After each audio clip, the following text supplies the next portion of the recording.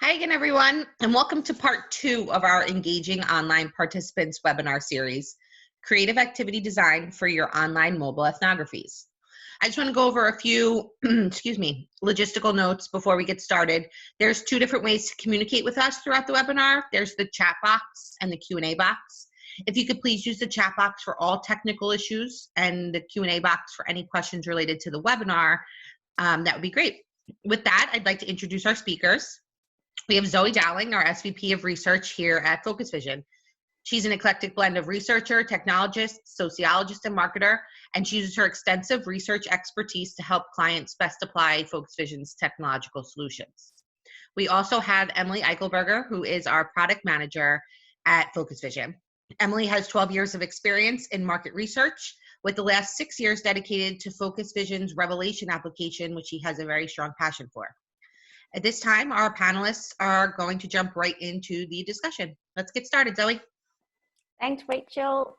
Good morning, good afternoon, everybody. Thank you for spending this next 45, 50, 60 minutes with us. I'm thrilled that Emily's joining me today. We've done a few webinars together, and both of us have such a real passion for Focus Vision Revelation, for online communities and mobile ethnographies and what you can get from it. So I, for one, and I know Emily as well, we're excited for today's session. Now, I'm going to start with a confession. I think, a little bit ambitious with everything that I wanted to cover today. I feel that there's so much potential. Now, whilst online communities and mobile ethnographies have been around for quite some time, in fact, Revelation was created and founded in 2007. So, you know, it's been around for quite a while. That's 13, 14 years since it came into being. And yet I still feel there's so much more that we can be doing with it. And part of this is just as the technology's evolved and adapted, and also what as we as culture have evolved and adapted. And that's what's giving us the opportunity to do so much more with it. So we've got a lot to cover, but I think it's going to fit in nicely with the time. Please do ask questions. We'll have some time at the end to answer them. And what we're going to go through, as in the synopsis, just some tips to think about when you're starting with your activity design, a note on participant engagement, social engagement. Then what I'm quite excited about is when I was thinking about pulling the content together for this webinar, I was thinking how to bring it to life. And what better way to bring it to life than through examples? What do we mean by trying to tap into people's behaviors or their emotions or their sort of the relationship they have with customers and between customers and brands? So I've got some examples. I wanted some real life data, and what better way to get that was to use myself. I signed all the privacy agreements, and I was aware of how my data would be used. And so I thought there was one way to safely and securely bring to life what these examples could be. So that's what I'm going to spend a bit of time on. And then I'm going to be handing it over to Emily, who will be doing a live demonstration of creating the activities within Revelation. And then also some hot off the press. We've got some new releases, feature releases within Revelation. She'll touch on those. So I said, lots to cover, so let me dive in. I wanted to first set the scene. You know, why do something like an online community and a mobile ethnography, and why is this important, and what can we get out of it? So we sponsored some research by Harvard Business Review Analytical Services that was released in October, November last year. And they spoke to over 600 business executives globally who almost unanimously said, yeah, you know what? We believe that understanding our customers is crucial to creating relevant customer experience. No surprise, we're in the experience economy. This is fundamentally important. But what we found was that actually only 23% says, yeah, we understand very well why our customers are acting the way they do. So first sign of a disconnect. Yes, this is incredibly important, but actually we're not fully confident we understand what our customers are doing. In another study, this is a Forrester study that we commissioned about a year ago now.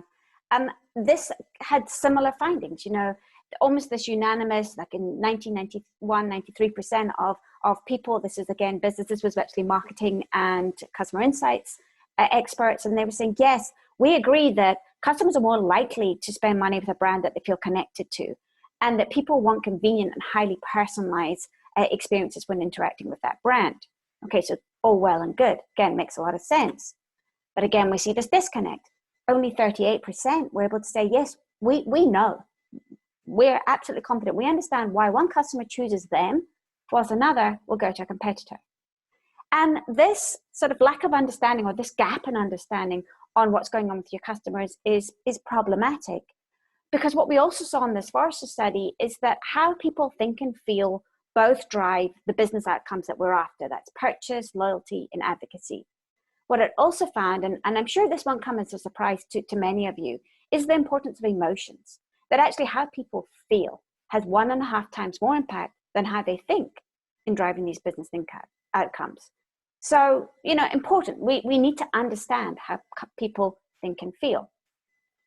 The question then becomes, how can we uncover emotion? How do we dive into this? And I've already given the game away. I really do believe online communities and mobile ethnographies is such a rich way to delve into people's lives. Now, for many of you, some of you, I'm sure listening in, this is, hopefully you've been using online communities, mobile ethnographies, and you are familiar with the benefits it reaps. But if this is newer to you, I just wanted to quickly recap what are the benefits? What do we get from it? Because actually it's good on both sides. It's good for the participant in the sense that it's really reflecting communication today. And this is something I'm going to come back to repeatedly. As I say, over the last 10, 15 years, how we communicate has changed so dramatically. Social networking, think Facebook was 2004, Twitter was 2007. And then we had Instagram and Snap and, all the different LinkedIn and all these different communities kind of popping up. And that has, as well as messengers like WhatsApp and Facebook messengers and FaceTime and all of these good things. And so basically how we communicate with one another today has had a shift.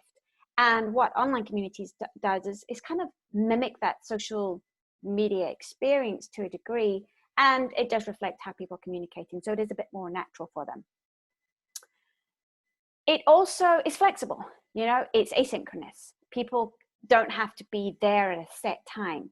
They can respond to the activities at whatever time during the day that makes sense for them, when they can give it the attention that you're really asking of them. So it's flexible, and that's a real benefit. And then also it helps people balance their private and their personal and public lives. With online communities, we're certainly used to people talking to one another, strangers talking to one another. But when we're trying to get into really personal and private things of people's lives, for whatever reason, even if you just want to understand people's family lives, their meal times, how they interact, their sort of household routines, these are private things that people might not want to be sharing openly. And so actually a closed research community does provides this safe place for this to happen. Now, on the researcher side, it sort of offers a number of different things. It helps us capture behaviors because we can't be there all the time. And let's face it, in today's world, we can't be there at all. So we can see what's going on in their lives close to the moment. I hear a lot of people say in the moment. I would say it's probably close to the moment. And then it also provides this greater reach. We aren't limited by geographical, physical locations and boundaries. You can have a study that is in 1 city, in 5 cities, in 20 cities across the globe if that's what you want. And so that's another wonderful thing about it. And as of course, the world's changed, talked about how we interact and communicate's changed. Also the availability and the adoption of the smartphone and the internet and access across the globe has been phenomenal in just the growth over the last decade. And so again, that's opened up more reach to us. And it's still going to be opening up more doors for us in the coming years. So there's a lot of benefits and how we can interact with people and how it works for the participant, but also how it works for the researcher. Now, I wanted to go back to this idea of the reflecting communication today. We are a culture of content creators and sharers. And I've had a version of this slide for many years now, and I just kind of keep updating it with some sites that come and go. And newest ad is TikTok. If you've not explored TikTok, in the shelter-in-place lockdown kind of era, I can definitely say It offers some light entertainment. There's definitely get some giggles in there on what people do. But what I would also say is it's really fascinating to have a look at what's emerging and evolving, what collective communication this is, the creativity that's coming from people. And again, I think there's something quite fascinating in there. Again, we see it with Instagram, we see it with Twitter, we see it, and of course Twitter and Facebook are the old school social media sites now. But people create and share in their own different ways. Some people prefer to write for text. So you've got Medium, you've got Tumblr, you've got Twitter, for example. Others prefer more images. And so, you know, like Facebook has a lot of images. Of course, Instagram is the image sort of, I would say, regent there. You know, that's definitely, it's all about images. And then we've already talked about video with TikTok and, of course, YouTube. The number of videos being uploaded every minute is again, just mind-boggling. So again, everybody has their way where they do that content creating and sharing. And it's something that we can really tap into. And I know we do. I just think we can do it a bit more. With the examples I've put forward, you'll see how I'm thinking about it. It's obviously going to depend on who you're speaking to. It, you know, like anything, know know your audience. But you can still encourage people to be creative, and they're being creative in a way that makes sense for them. So let's move into activity design. And here's just 5 tips when you're getting started, as you're thinking, or maybe as you're going back and thinking, how can I take my activities next level? What am I doing? What am I not doing that might be a good thing to do? So if we move into the first one, it's really, and this makes me, this is the fundamental, probably why we're here for an online community and mobile ethnography. It's using activities to explore experiences. We want to explore people's lives. And we want to do so by, say, understand their behaviors, get to their emotions. You know, some part of it, we might want to only dive into those emotions. You know, those numbers that I started out with about, we're seeing this gap in really understanding how people feel. So we want to understand what's going on, explore those emotions. We also want to understand the context, because again, that's incredibly important. It's one thing asking, this is very mundane, but what do you have for breakfast? And if you find that somebody's having effectively a 3-course meal, but you're not understanding that actually this is my main meal of the day and I don't eat again until 8 o'clock at night, you know, you need that kind of context. And then why is that? Why is that routine? Is it a health, like a diet, if you like, a lifestyle that they're following? Is it something to do with their circumstances? Again, it's getting to that context. What's going on in their life? So what's their behaviors? How are they feeling? What's going on inside? And then also the context of what's going on. Images, I'm going to return to them many times because they're incredibly powerful. We've got this old adage, a picture's worth 1,000 words. You know, it's fantastic, and you'll see from some of the example activities that I'm going to talk about, I come back to images twice. You know, get people to explore how they feel about something through sharing an image. But don't forget that can go 2 ways. You as the researcher, when you're designing your activity, you are able to present an image to set the scene, you know, to put some parameters around the task or the activity. Now, obviously, you're going to want to choose your image quite carefully because, again, image can mean a lot of different things to many different people, and maybe that's what you want. But if you're trying to put something set in mind, then choose that image carefully. But it's a wonderful way to set the scene, to help them have something in mind when you're asking them to maybe write a letter or to explain something to somebody. So you definitely use images. I think it's a very a great tool for us. Avoiding the survey syndrome. Look, this is not a place to have one closed-ended question after the other. Absolutely, there's a time and a place when you just want to know, you know, if you think of a behavioral diary, you know, how many times are you snacking in a day, you know, or things like that, when a quick closed-end question makes sense. Absolutely. But we don't want to make these repetitive. Otherwise, let's just get people into a survey. Maybe that's the appropriate scenario for it.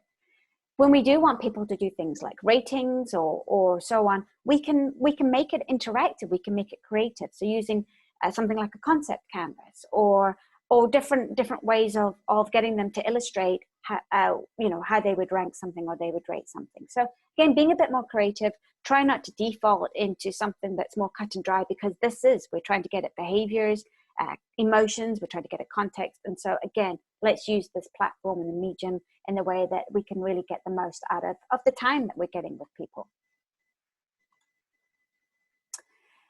And thinking about the correct medium and the correct using people's times well, also think about when you're designing your activities, what platform, what device are people actually going to complete this on? You can see here in the image that I've got here, I've got a mobile phone and I've got a laptop, so a larger screen. And there's certain activities that really lend themselves to both of them, and then some that are better off. So if you're asking people to take videos or to take pictures, then the mobile phone is probably going to be their device of choice because it's easy. You port it around, even just around the house. You carry it around, it's nimble. We're used to taking images and videos all the time with this. Not so much with carrying your laptop around.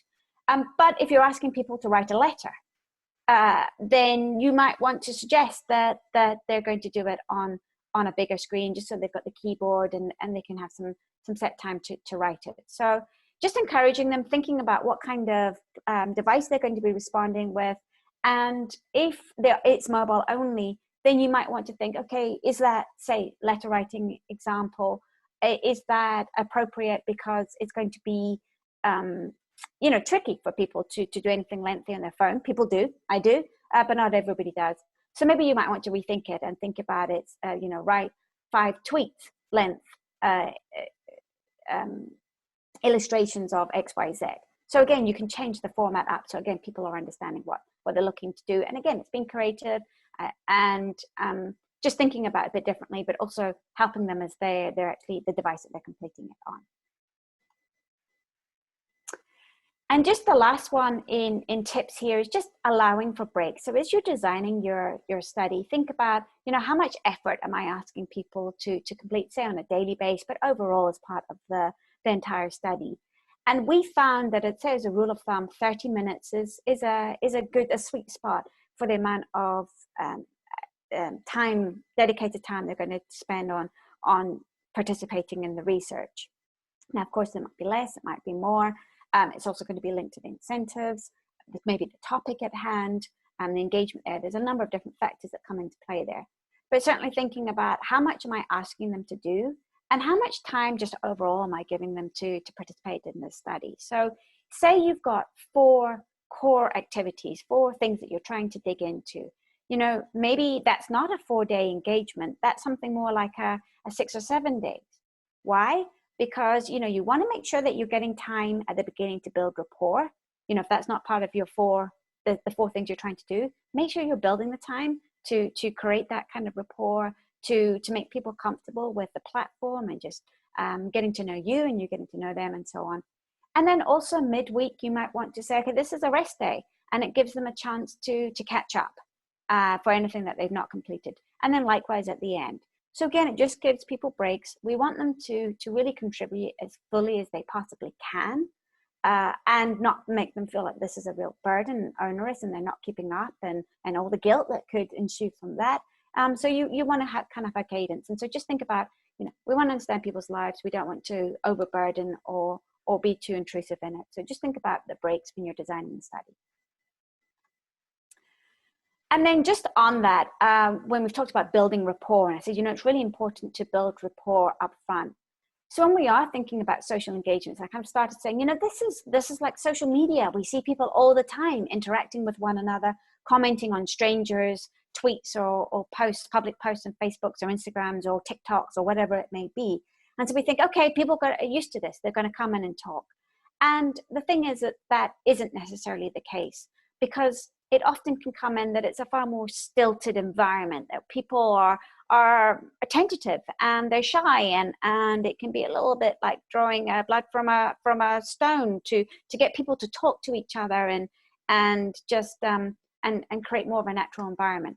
And we just have to recognize that, of course, this is artificial. This isn't an organic social online community. This is a research community. We have chosen these people to come together, and we're putting them there. And so we, as the researchers, the moderators, we need to work hard at building that engagement, at building the rapport, which is why the activities right up front are really important to build that. And then also, if you are looking for people to interact with one another, not a prerequisite, You might just, this entire session is just going to be you, the moderator, with individually with each participant, and they never interact with one another. That's absolutely fine. You can do that.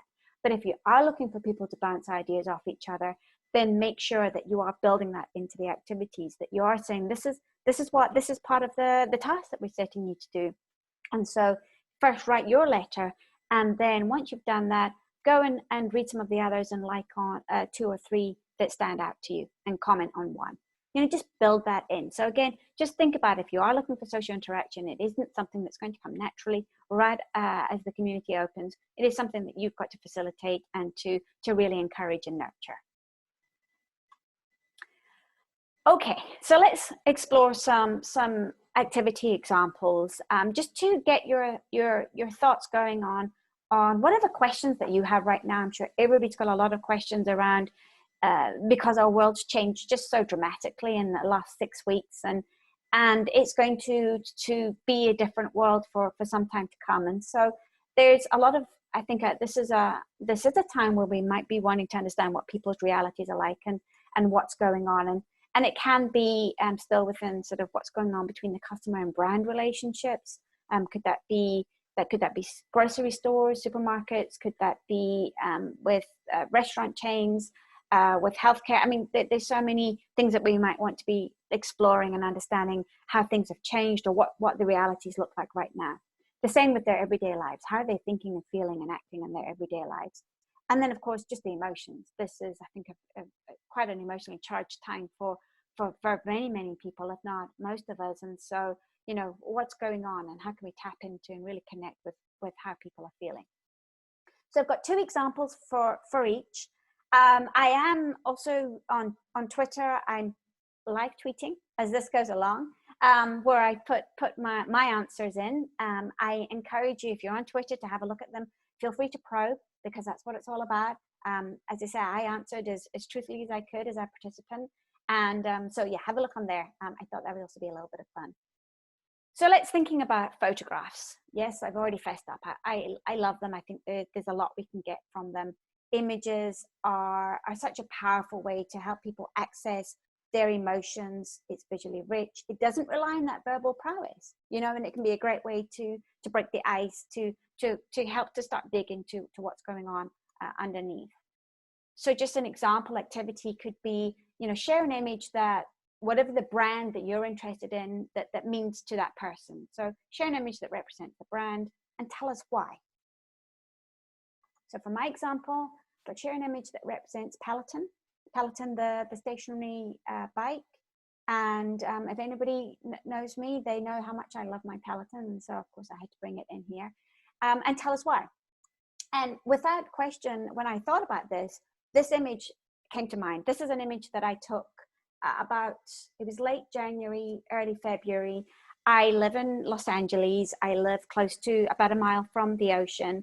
And one of my absolute favorite pastimes is walking along the beach and just taking in the fresh air, the sea, the sounds, the sights, and everything. And sadly, that's something that I'm not able to do right now. This picture captured for me a number of different things. One, it was a beautiful sunset, but you've got the sort of the open sand, and then it's going into the ocean, which goes all the way, to Australia, to Asia, to Hawaii, and so on. And then the sky, just the amount of sky. And I remember the sense of the kind of the feeling of, freedom and openness as I was taking this picture. And when I thought about Peloton, and particularly Peloton, when I get on my bike at this time, I am able to be free in mind and body. I'm getting the exercise that I need to kind of let off steam, but I'm also freeing my mind from, who would have thought that actually deciding when you go grocery shopping would become such an emotionally charged, draining experience. What day can I push it off or longer? What do I need to prepare for? And I get on the bike and I don't think about any of these things. I am just kind of soaring. And so again, that's what that image meant to me. And again, you imagine if you got this as part of an online community. I didn't say an awful lot. Just think how much I just explained to you by talking about it. And that's where the probing would come in. I've referenced letter writing quite a few times because I do think it's an interesting one. Again, when we ask questions directly, we aren't always able to think about, what is XYZ mean to you, or what relationship do you have with it? But when you frame it in a different way, and again, it's kind of creative, it just helps people describe their relationship. And then as it progresses, you're going to start to uncover emotions and just digging into how they're interacting with that brand and so on, brand or product or service or whatever it may be. So again, the example activity could be, write a letter to this brand and tell them how they help you go about your everyday life. And so again, I did that thinking about Peloton. How do they help me go through my everyday life? And I won't go into this. Again, it's on Twitter if you want to read my little love story to Peloton. But really, it was kind of interesting because it started out as something that was far more sort of factual. I got it then. I wasn't in love with it, blah, blah, blah. And then you kind of start to uncover all the emotions and certainly how it's helping me get through the day-to-day during our shelter in place. And so, again, I spent maybe 15, 20 minutes on this maximum. I didn't time myself.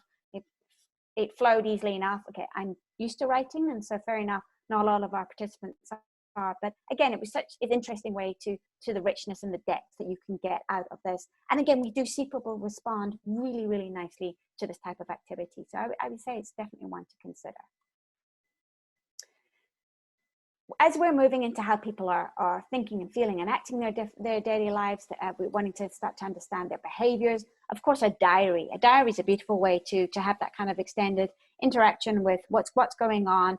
How's one mealtime? And I'm just going to use the obvious kind of mealtime here. It's also the example I chose on what's going on and what's going on around this. How does this differ? Is this what your normal routine is? Who you're normally having meal times with? Is it alone? Is it with family members? Is it with friends? How does this differ for the different meals for the day? Does it differ from weekday to weekend and so on?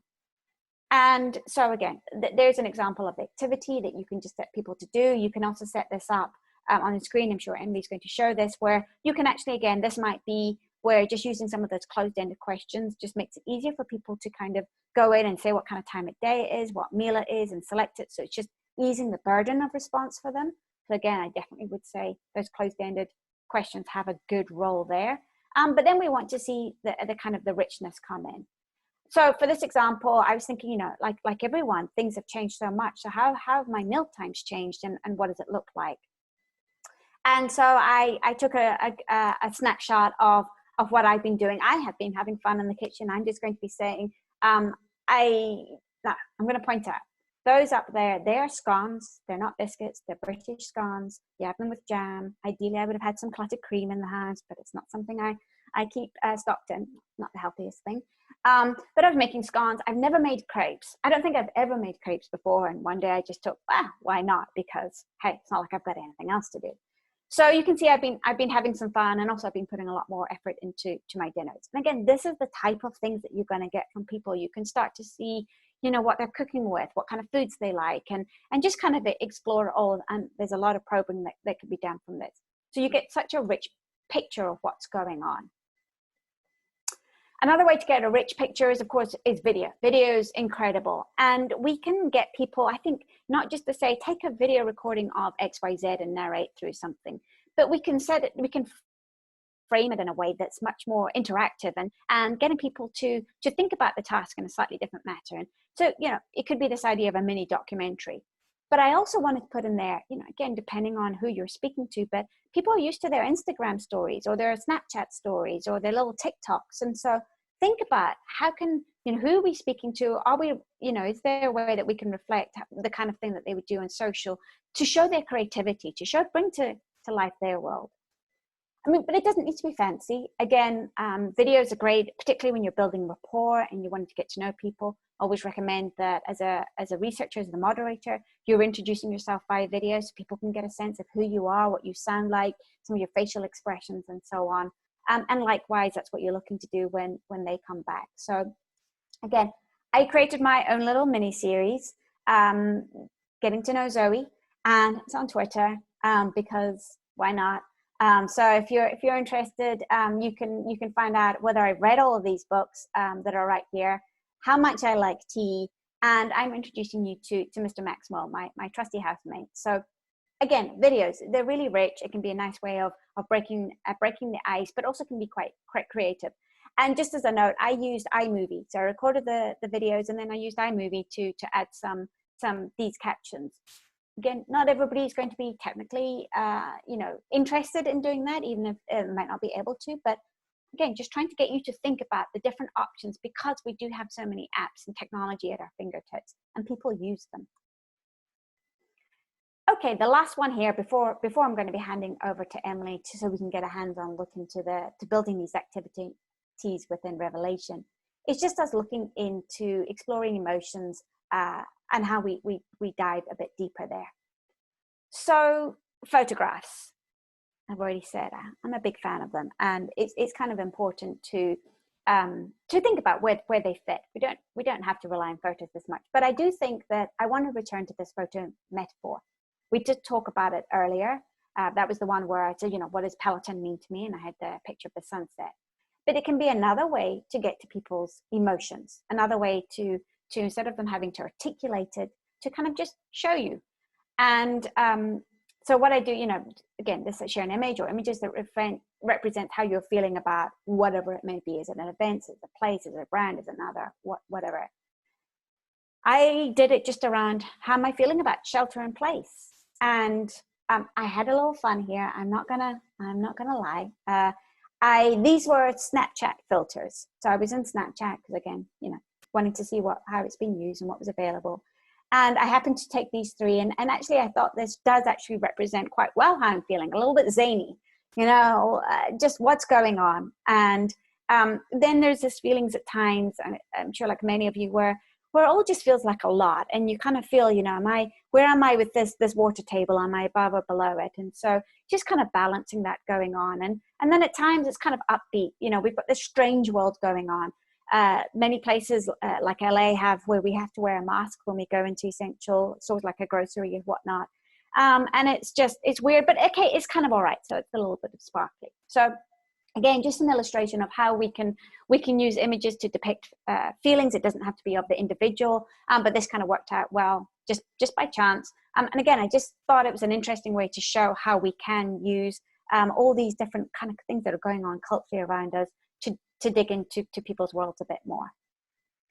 And then lastly, storytelling. We're all storytellers at heart. It's really the essence of what makes us be humans.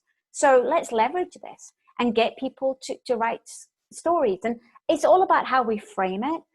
It's a great way to kind of leave it open-ended to a degree. But maybe tell us a time about when you were surprised by ... whatever it may be. Again, you can think about what is it you're trying to uncover and how you would frame it. But just as an illustration here, to round out my last example is, tell us about a time when you're surprised by the COVID-19 situation and what's going on.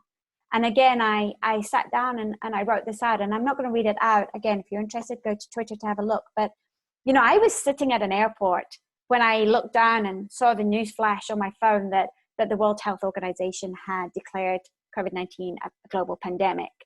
And I remember looking around at this very crowded airport thinking, perhaps this isn't such a great idea. So anyway, my story unfolds from there. So if you're interested, take a read. But hopefully this gives you an idea of exactly what we can learn and what people do. And we do tell stories, and everybody's got that within them, and we can just encourage them by setting up, by framing it in a particular way. So that was a lot. I hope there was something of interest there. And what I'm going to do is hand it over to Emily now. If I just stop my screen share so that she can set up her screen and then give us an example of how this looks within the Revelation platform. Again, we'll be going through that, and she'll also be going through some new features that are just being released, I think today or this week, that Emily can tell us what's going on. Wonderful. Thank you. Great. Hi, everyone. So Zoe's gone over some great tips on what kinds of activities you can use in the Revelation platform to really make the most of your research. So I wanted to dive a little bit into actually building some of those activities. And some of you might be brand new to this type of research or haven't used the platform. So I wanted to focus on one of our features we have, which is our activity library.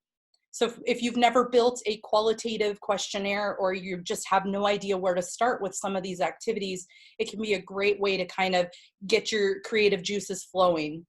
So when you have a researcher login in our platform, you can be in your project here. That's what we're seeing as my demo project. And in the left-hand menu, there's an area called Activity Library. So I'm going to go ahead and select that, and we're going to come to some templated activities. You can see that these have been used by real researchers. So we keep account of each time one of these items is used. And you're able to just copy it directly into your project. You can preview it. So for example, we have some different buckets here. I'm going to start with welcomes. This is a great way to introduce people to your project. It gives you an opportunity to outline your expectations, let them know what days their activities are going to be launching so that there are no surprises. You can introduce yourself with a photo, and you can kind of get a feel for people's technical ability by asking them to upload a video or a photo, just to kind of see who might need some extra help or coaching along the way. So here I'm going to preview this example, and this is a welcome activity that a researcher has used. You can see they've included their photo, and there's a little template here that you can utilize and edit for your own project. Another activity that Zoe mentioned being really popular is the letter writing activity, and we call that a projective exercise because you're really trying to get behind those emotions of why people are answering a certain way, and that's a great one to kind of dig into why they feel the way they do about their brands. So I'm going to go ahead and look in that section, projective exercises, and towards the bottom we have a letter writing activity. I'm going to go ahead and just add that to my project. So now I can see it's been in my project. I'm going to go back into my left-hand menu and select activities and scheduling. And you can see now I have this new activity, letter writing. Now I've already started this project. I've created a welcome for my participants and a daily journal to talk about how they're working out at home. And in this activity, I want to edit it to fit more along the lines of what Zoe mentioned, which was talking about her Peloton. So I'm going to call it at home workout. Now the great thing about copying this activity in is you get the layout that it previously came in, but you can still add to it. So for me, I like to have a little bit of color in my exercises, so I might add a photo instead of just giving text. So I can copy the text, add it to my photo section, and get rid of that old one. And I'm going to go ahead and upload an image here. So now I can make it look a little bit better to the participants. Now you get the idea. I can edit the text. I'm not going to bother right now. I'm just going to go ahead and save this, close it, and put it onto the calendar. I'm going to go ahead and give it to everyone, all of my segments. And now I want to hop into the participant side so you can see how it looks. So this is the participant portal on web. Just to make it a little bit easier to share, I went with web. And you can see my participant has already made a few submissions. I had a welcome activity where I uploaded a photo that I think best describes my personality. And I'm also doing a at-home workout journal. But now I see I have a new to-do list item, which is the letter writing. So I'm going to go ahead and open it up. I can see what the moderator's asking me to do. And I'm going to go ahead and write my letter. We can assume I spent 15 minutes writing this. I'm just going to go ahead and paste in Zoe's response and submit it. And that's how that works. So it's really easy, I think, particularly if you are new to the platform. The activity library is going to be very, very helpful.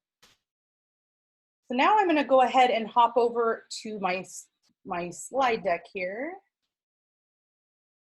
All right, so now that I've shown you a little bit about Revelation, I do want to talk about some exciting things we have coming out this week, actually. So the first is our global expansion of our machine transcripts for video. We previously supported English, and now we've expanded to include some additional languages. So this is typically an add-on item that you can add to your project or your contract, but we are beta testing it right now. So if you want to give it a try and see if it fits your research, you can reach out to Revelation Product at focusvision.com or your Focus Vision contact, and we can go ahead and let you try it out to see if it works for you. The cool thing about this feature is it's automated. So when a video is uploaded from a participant, we automatically grab that transcription and we put a text box beneath the video. and it's available for you to edit. Should you say somebody's talking about coffee and they never actually mention the word coffee, I can edit it and put the word coffee in. And the most fantastic thing about it is I can then see it in my word tree. So my word cloud and word tree takes all the text in my project and creates these great little ways for me to check out themes that are going on in my project. Well, now that video becomes a part of that since you have a transcription. So if you do want to add a theme word into that text, you can, and it will be visible here. A brand new feature that just came out yesterday is our open registration. So historically in Revelation, we upload a list of participants that you've recruited, whether it's through one of our partners or on your own side or from your own panel. You would take a list of those screen names and their emails and you'd upload it and send an invite from Revelation. We wanted to offer an additional way to do that, and that is without knowing their email. So a lot of times maybe you're not allowed to know their email, or you want to capture them from social media or from a receipt. A lot of times I'll be at, say Taco Bell or something, and there's a survey at the bottom. That's a very common thing we do for surveys, but with the online community, there's not a lot of options for that. So with this, you can actually create a registration link for each one of your groups in your project. We call those segments, a way to keep people separate. You can create a registration link, and the people that access that link actually upload their email and their name along with their avatar photo. So it's just an additional way that you can get people into the platform to participate in Revelation. And you don't have to choose one or the other. You can invite some and use a registration link for others. So it's going to be very open and flexible. And again, you can reach out and let us know if this is something you'd like to try. So here's a little example to help illustrate the open registration. I can easily on the fly create a link for my segments. I can create multiple links and track them by name. So if I'm getting a group off of Instagram and a group from my personal panel and maybe a receipt, I can give them separate names, create unique links, and then I can send those links on those platforms, whatever that third party might be. And then again, when the participant clicks that link, they're going to see this registration page where they can add their name, their email, create their password, and upload their avatar. And that's it. All right, thank you, Emily. And we have some time for question and answer, and I'm seeing questions are already here. If you have some, please put them in. We'll try to get it to as many as possible. And if not, we'll answer those afterwards. But let me start, Emily, with some of the ones that directly related to the feature releases that you've just talked about. The first is, does the video transcription also offer a translation to English feature? Not currently, no. It will be in the locale. So if you're having a Spanish segment, the video will come back in Spanish. So it would have to be part of however you're translating that. We are hoping to add a translation in the future. Yeah, okay, great. And then just a couple questions around language. Let's first say there was one that was just a question, no Arabic. Can somebody create a study in Arabic? We do offer Arabic, but currently it's web only. So that's something that when you're asking or you're bidding a project or you want to create a project, you'd need to let us know.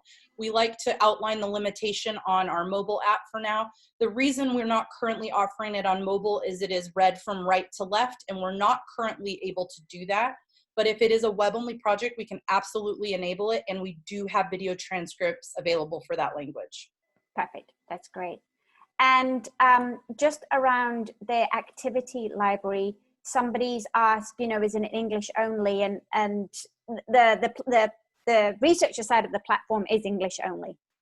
It is. Currently, it's English only. So if you copy one of those activities into your project and you have other languages, you would basically just see the English and you'd have to paste in a translation. So it's not something we currently offer. Okay. Now, I think these are questions around the open registration link. Mm-hmm. The first, let's do this. Can you have the screener questions, or can anybody register through the link? That's a great question. So currently this is a beta test. So it is our MVP. The functionality is basic. It lets them in to the right segment, or if you just have one group, you can put them in a group. We don't currently offer screening, but that is the long-term plan. So this would basically move them from point A to point B. Yeah, okay. And then I think related to that, so if you think of open registration, the question is revelation private? I mean, if I send a project to a few participants that meet my criteria and they want to attend, how do I stop it so that it's basically not a free-for-all, this is a private community? Yeah, that's a great question. So as a researcher, you have the complete flexibility to block someone. So if somebody does have that link, they can register. So what I would highly recommend is we have some sort of gating process, whether it's a activity and you're coming in and deciding whether people are going to move on or not, you can remove them from the platform and then they will not be able to reaccess. Okay, that's great. And then I do want to get to some of the sort of more methodological questions, but some of these around the platform I think are really important. So a few more on those. One, how can I ensure my clients who want to join, watch, not see the email address of the participant? So, you know, what's going on? How do we keep security and privacy? Yes, we have a feature called Obscure PII, and this is available to whoever is running the project, anyone who's a researcher. In your project settings, with the click of a button, well, 2 clicks, you have to confirm it, you can basically hide all of the emails and last names from anybody in the platform. So that way your observers are not going to see that. But the observer role itself doesn't see emails of anybody, not the researchers or the participants. So it's very secure in that sense. Researcher team, now the people with the actual researcher role, you can see the emails unless you turn Obscure PII on, which you have available to you. Okay, great. So let's just do 2 more on sort of the practical, the platform practicalities. If you use open registration, can you set a limit on the number of people who respond? So I guess who are signing up. Yeah, not currently, but that's great. So that's part of this MVP is we would love people to try it out and give us feedback. So that's some great feedback. Maybe we should add a limit. Okay, great. And then just, we've talked about privacy quite a lot. And so will registration links work the same on the Study Space EU server with GDPR in scope projects? Yes, so it will work the same. Currently, it's only available in English for our Focus Vision branding. So we are working towards rolling that out in other languages as well as other branding for those who have white labels. But it does work the exact same way. So it might not be something people want to utilize in some countries. Great. Okay, we've got a few more minutes left. So I want to kind of turn to some of the more, you know, how do we get the most out of the studies and the emotions and on all these things. So just one that I'm looking at right here, we've spoken to consumer. Have we executed this method in healthcare with healthcare providers and are they as engaged? I'm going to answer that. Emily, you've got so much experience. I'm also going to be handing over to you as well, but absolutely we have actually. And and this would be for a lot of the questions that I've seen, this would be my set answers. When you're designing the activities, you've really got to think who you're speaking to, you know, who you're recruiting and who's going to be participating. And so I've definitely seen studies where healthcare providers absolutely are engaged. If anything, it can be quite an easy way to capture a moment. I know we had a case study on just healthcare providers, doctors, the moment of treatment. And what the decisions are going on, and they were able to write down their answers within the mobile app. They used that, and so it actually helped them capture it there and then, just as they were going about their day, and they just had to do I think 5 over the course of a week, and then it was followed up with an online interview. So you know, I think there's definitely seen it used well. I would just say it's always who you're speaking to, and make sure you're designing the activities according to who they are. Emily? Yeah, I would add, we have a lot of different types of healthcare providers as well as medical research going on in the platform.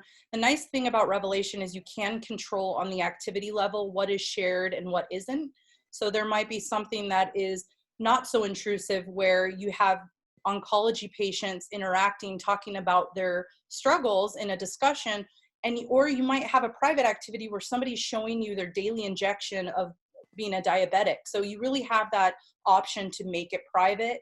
And it's a great option to get into those lives of people that it would not be great to go stand in their house with them while they're on hospice care, for instance. So it is an opportunity to learn about these groups of people that you don't always get the opportunity to.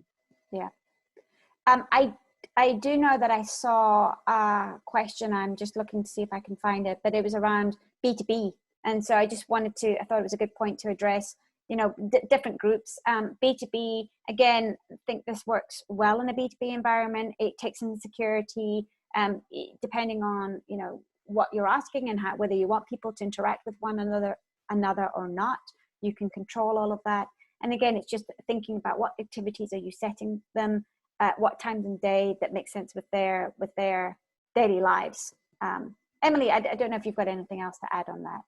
No, I think I mean, you're right. It's great. You can let people know that they can answer after work too. It's great for privacy. We have a lot of people who use screen names and mask those emails, so they can interact with people in their own company and not even realize they're doing it. So it's an option. You have that flexibility. Yeah. Okay. Now, I saw a question that was, do we have the capability to put in a lot of images, replicating an image sort exercise from in-person focus group, say 30 images, which best represents your emotions? I immediately thought of the concept canvas activity where you can, I know it's called concept canvas. I always think of it as blank canvas. You can literally use that space in any way that you want. And so you absolutely could sort of upload images and then have people drop pins on something, or this reflects it, and maybe even say why, and you can tag it and so on. So that's what I would opt for. Emily, I don't know if you've got. Yeah, I actually went through this conversation yesterday with one of my colleagues. There's two ways we typically see people do that. One is with Concept Canvas. You can upload a collage of images and people can rate their emotion for each pin, or bucket it with a label of your choosing. Or you can do a regular activity where, again, you create a collage of your images. Typically, I would recommend labeling them with a letter or number. And then you can ask follow-up questions. And we do have close-ended options. So if you're having them select, you know, what emotion suits them at the moment, you could have a list of those labels and they can select. So we don't have like a drag and drop sort, but we definitely have a way that you can achieve that. Great. I'm seeing, and I'm sorry if I'm not putting questions exactly as they've been put in, but I'm kind of grouping sets of questions together. And there were some great questions around, one, you know, video. Some people don't want to complete videos. Some people might not be willing to write. How do you get around that, and how do you think about it? And I mean, I would say that, for one, I'm a big believer in choice, because some people are very comfortable with video and that's what they want to do. They don't want to type anything and they just rather speak into it. Whereas others might want to, they don't want to be on camera and they might prefer to type, and that's just how they think. And so generally when we're doing activities, I think as far as possible, and obviously you've got to think about the analytical considerations of this and so on, but offering choice as to whether they respond via text or video. And that would be my thought there. Emily, I don't know if you've got any builds. I agree. Choice is good. You'll see that a lot of times they're going to opt for the video in general. I do see the opportunity to screen particularly for those people. So if video is absolutely essential for your research, making sure that your screener asks for people who are willing to do that would be a way around that as well. Yeah, you know, that's a great point. I'd actually thought about that. Is, again, what is it that you're trying to get out of it, and really thinking about, I mean, we're handpicking these people to participate within the study, and if somebody being exceptionally expressive or creative is important, then that's the kind of person you're looking for. And maybe you want different segments, one that is incredibly expressive and creative, and others that aren't, so that maybe you're getting a more rounded view. But it is thinking about who you're recruiting in. And I think just along the same lines, I think, you know, it's fair. Somebody said, you know, the Peloton example was great, but, you know, how do you engage people to give nice long answers that I'd give? Because people aren't maybe as a whole as expressive or as thorough. And the one thing I would say is that I think we can be surprised when people do sign up, because again, there's people that are willing to participate in this type of research, and they're kind of up for I'm going to say the challenge of it. This is something new and interesting, and they want to give their best and the most for it. And so first and foremost, I'd say is actually you might be surprised at what you do get out of people. Sometimes it is the probing that helps. Giving examples help as well. But yes, absolutely, it's not always, in my experience, I found that the group, some just knock it out of the park, and others are, you know, a little bit more less expressive. Emily, Do you have any thoughts? Yeah, I agree. And I think with text, it's always highly recommended. I think in whether you're doing a survey or qualitative, you should always have a screening question where they're having to reply. Usually it's, if you could have anyone be a dinner guest, who would it be? Because you don't want people that just write the in a period. You know, you would screen them out in a survey, so why would you want them in an online qualitative situation? So it's really across the board with research. You want people who can articulate an answer. Some are more robust than others, but engaging them, I think, will expand their responses. Yeah.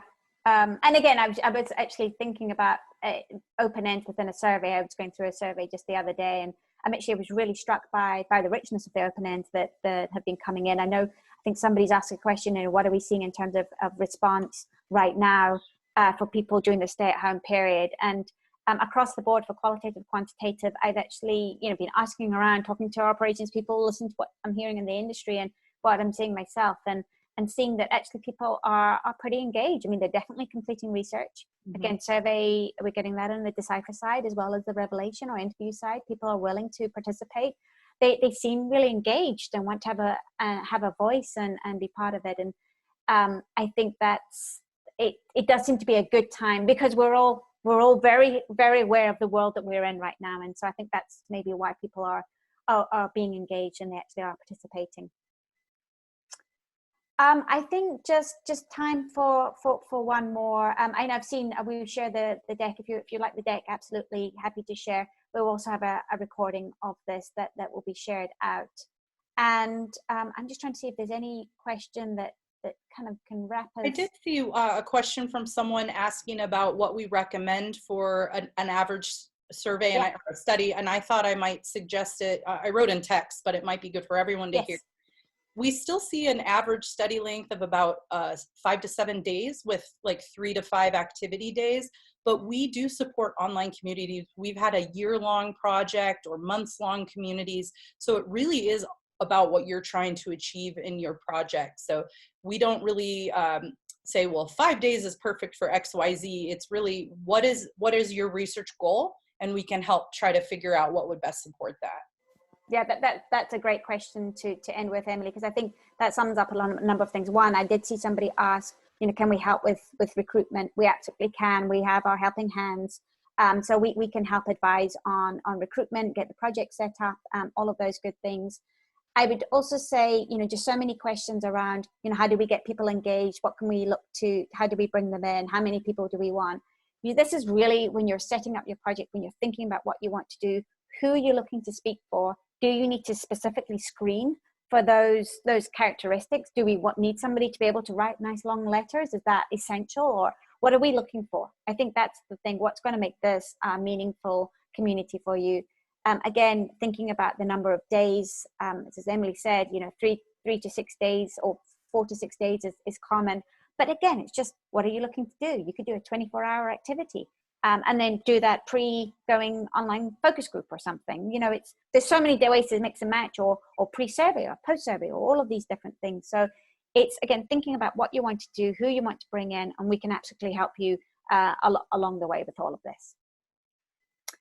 So with that, we are out of time. Emily, thank you so much. Love being on here with you. Thank you, everybody, for joining. Really appreciate your time and spending it with us and all the questions that came in. If we didn't answer, we will get back to you. So thank you very much, and have a good rest of the day.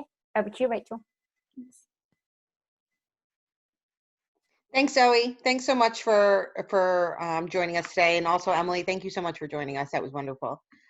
And we've reached the end of our time. Like Zoe said, if we didn't get to any questions that were asked, we will get them answered, or you can email us at webinars@focusvision.com and we'll respond to your question at that time.